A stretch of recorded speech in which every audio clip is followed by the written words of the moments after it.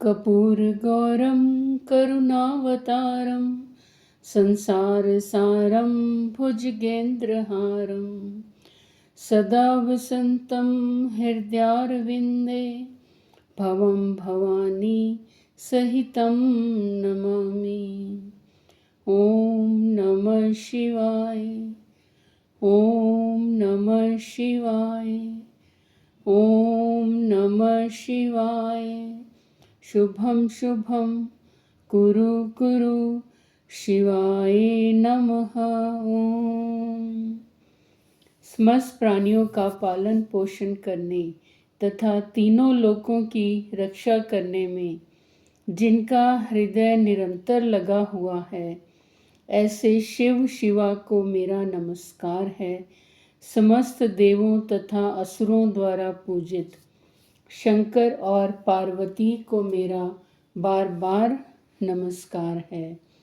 ओम नमः शिवाय। शिव भक्तों, आप सबको आने वाला हमारा बहुत ही प्रिय पर्व महाशिवरात्रि की बहुत बहुत बधाई हो। हे मोक्ष स्वरूप विभुम व्यापकम ब्रह्मा और वेद स्वरूप ईशान दिशा के ईश्वर तथा सबके स्वामी श्री शिव जी, मैं आपको नमस्कार करती हूँ। निज स्वरूप में स्थित अर्थात मायादि रहित, माइक गुणों से रहित, भेद रहित, इच्छा रहित, चेतन आकाश रूप एवं आकाश को ही वस्त्र रूप में धारण करने वाले दिगंबर, मैं आपको भजती हूँ। समस्त शिव भगत आपको भजते हैं। हे शिव शंकर भोलेनाथ, हे माँ पार्वती जी, हम सब आपको भजते हैं, हम सब आपका गुणगान करते हैं। समस्त भक्तजनों, आप सबका स्वागत है हमारे चैनल भक्ति मार्ग अनु में। इस चैनल में हमने शिव महापुराण जी की कथा का श्रवण शुरू किया हुआ है और साथ में ही हम भगवान विष्णु द्वारा पठित शिवजी जी के नामों का भी श्रवण करते हैं और शिव महापुराण जी का कथा का भी श्रवण करते हैं। समस्त शिव भक्तों, 16 फरवरी को आने वाली महाशिवरात्रि की आप सबको बहुत बहुत बधाई हो। आखिर महाशिवरात्रि क्या है? हम सबको पता है कि ये भगवान शिव और शक्ति माँ पार्वती जी के मिलन की रात होती है, विवाह की रात होती है और बहुत ही पवित्र त्यौहार है जहाँ हमारे शिव भगवान और माँ पार्वती जी का मिलन होता है। भक्तों, इस रात्रि को भगवान शिव की ऊर्जा बहुत ज़्यादा सक्रिय होती है। अनंतम रूप में उनकी ऊर्जा सक्रिय होती है और अगर उस रात्रि को हम पाठ करते हैं, कथा करते हैं और भगवान शिव की ऊर्जा को जरा सा नाम मात्र भी हमें प्राप्त हो जाए तो उस वक्त हमारे सारे काम सिद्ध हो जाते हैं। और वो काल पूजा का है मध्य रात्रि का, जिसे निशित काल समय कहा जाता है। तो इस महाशिवरात्रि में निशित काल मध्य रात्रि का जो समय है वो 15 फरवरी की रात को मानी जाएगी। 12:09 से लेकर 1:01 तक। तो तारीख तो 16 फरवरी शुरू हो जाएगी, रात्रि मानी जाएगी 15 और 16 तारीख के बीच की रात्रि और निशित काल का ये समय 12:09 से 1:01 तक का समय। इस वक्त भगवान शिव की आराधना, मतलब हमारा जो बहुत ही अटका हुआ काम है, जो पॉसिबल ही नहीं हो रहा, उसके मतलब पूरे पूरे उसके चांसेस कि वो हमारा काम सफल हो के रहेगा अगर इस काल में हम भगवान शिव की पूजा करते हैं। वैसे पहले प्रहर की पूजा 15 फरवरी को शाम के 6:11 से लेके रात्रि 9:23 तक। फिर दूसरे प्रहर की पूजा 15 फरवरी को ही रात को 9:23 से लेके 12:35 तक, जहां 16 तारीख शुरू हो जाएगी। और तीसरा प्रहर रात्रि 12:35 से लेकर सुबह 3:47 तक 16 फरवरी की डेट आ चुकी होगी।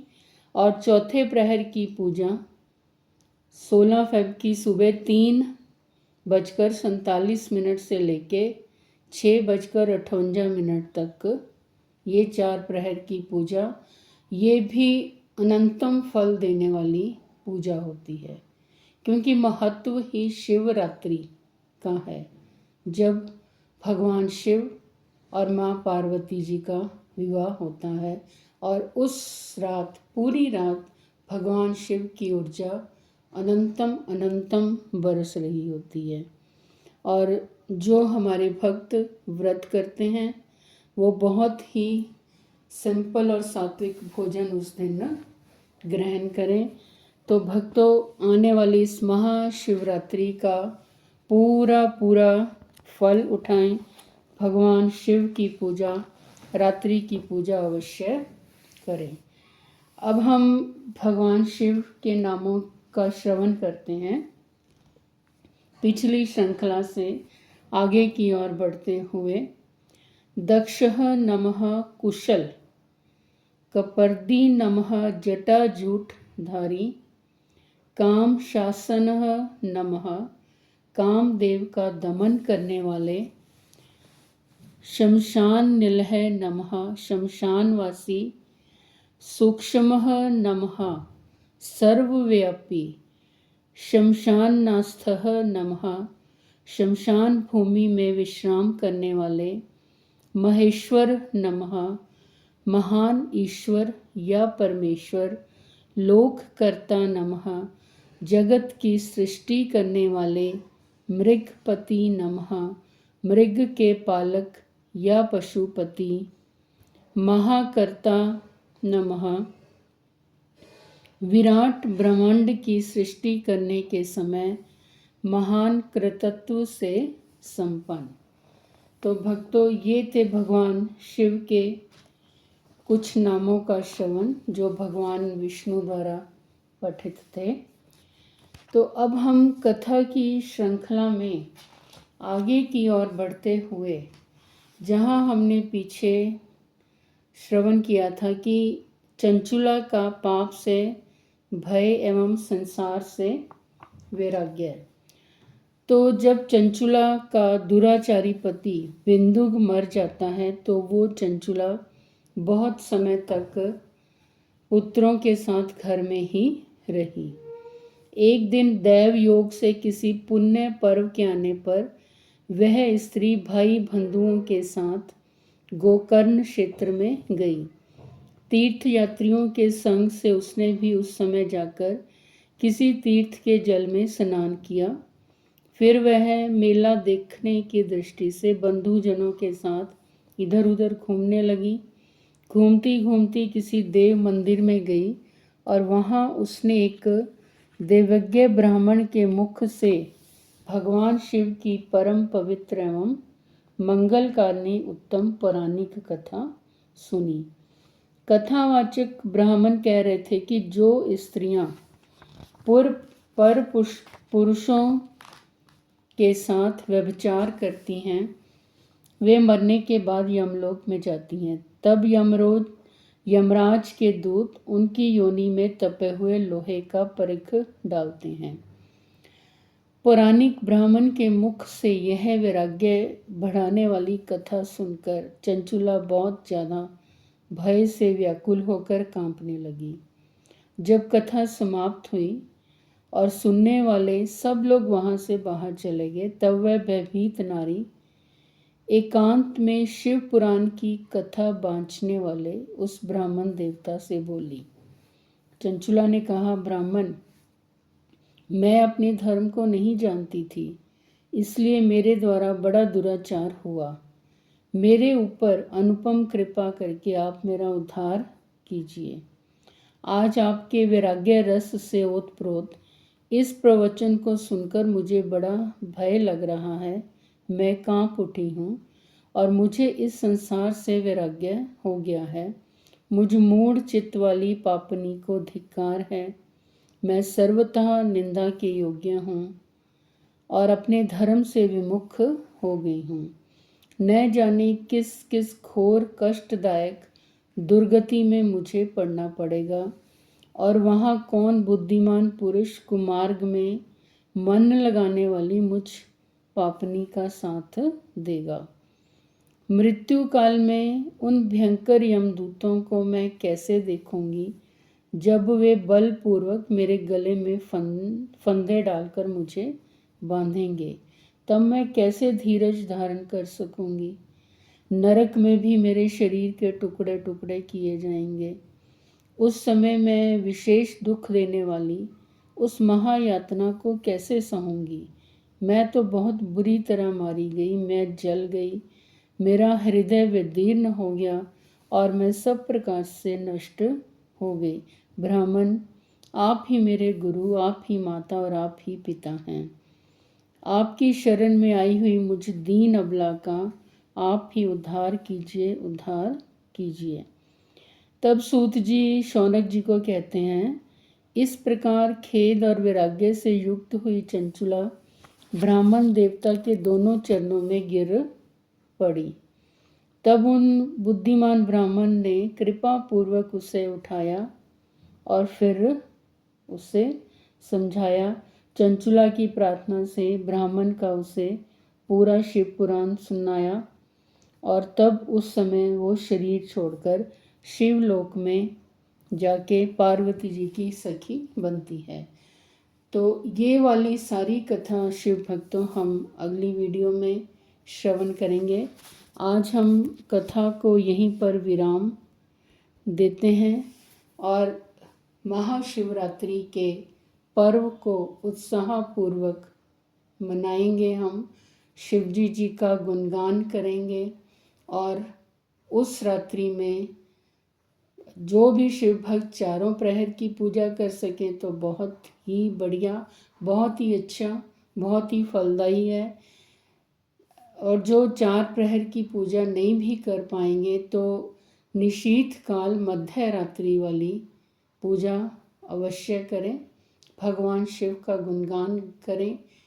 उस समय भगवान शिव की ऊर्जा से अपने पाप कर्मों को धोएं। जाने अनजाने में हमसे बहुत ज़्यादा पाप कर्म हो जाते हैं, तो उन पाप कर्मों को हम धो सकते हैं।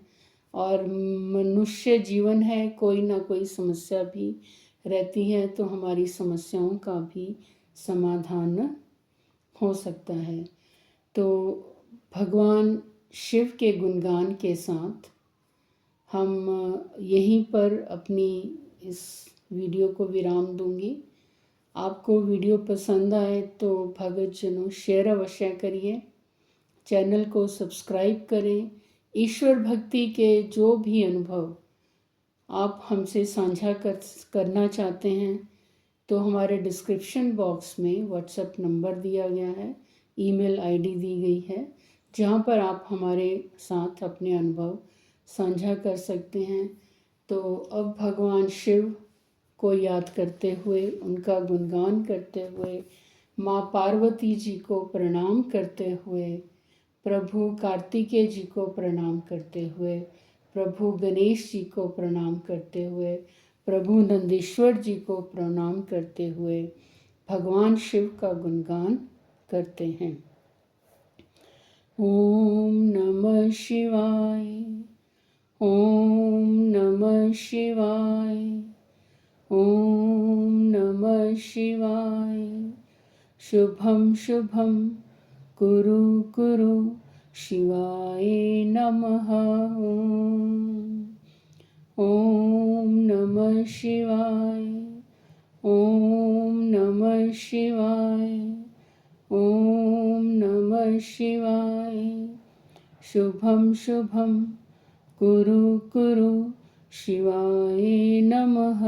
ओम कर्पूरगौरं करुणावतारं संसारसारं भुजगेन्द्रहारं सदा वसन्तं हृदयारविन्दे भवं भवानी सहितं नमामि। प्रचंड रुद्र रूप, श्रेष्ठ तेजस्वी परमेश्वर, अखंड करोड़ों सूर्यों के समान प्रकाश वाले, तीनों प्रकार के दुखों को निर्मूल करने वाले, हाथ में त्रिशूल धारण किए, भाव द्वारा प्राप्त होने वाले एवं भवानी के पति श्री शंकर जी, मैं आपको भजती हूँ, मैं आपको भजती हूँ। ओम नमः शिवाय।